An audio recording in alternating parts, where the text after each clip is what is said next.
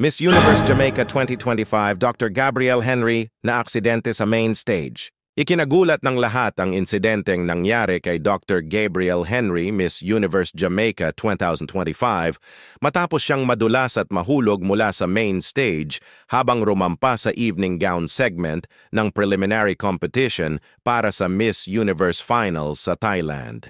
Agad siyang isinugod sa Paulo Rangsit Hospital kung saan tiniyak ng mga doktor na wala siyang life-threatening injuries, ngunit patuloy pa rin siyang sinusuri para masigurong kumpleto at tuloy-tuloy ang paggaling niya.